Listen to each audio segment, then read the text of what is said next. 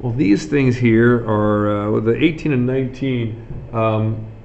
We're asked in 18 just to do f of h of 1, and what I suggest is to do them one at a time. H of 1 means you're plugging 1 into the h equation.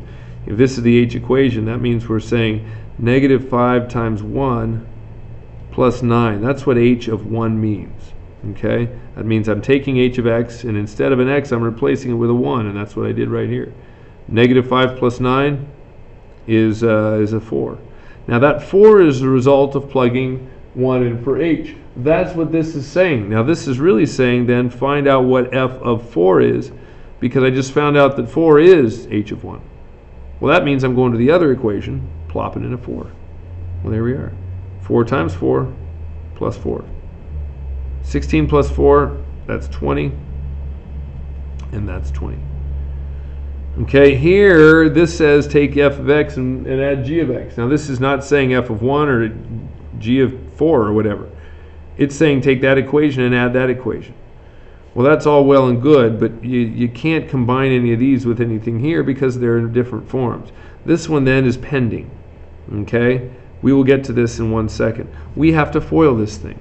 You cannot say this is just x squared plus 1. You can't even say it's x squared minus 1.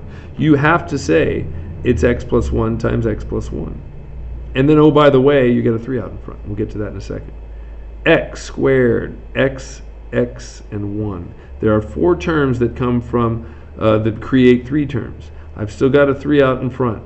That first term is an x squared. The outer is a plus 1x. The inner is another plus 1x. And the last is a plus 1. Combine those together, x squared plus 2x plus 1. If you multiply by 3, then you're going to have a 3x squared. You're going to have a plus 6x, and then you're going to have a plus 3 that you can now combine terms with all the way across. There's 4x squareds. So you've narrowed down your options. It's a 4x squared. It is a minus 1x, and then a minus 2. I think it looks a lot like that.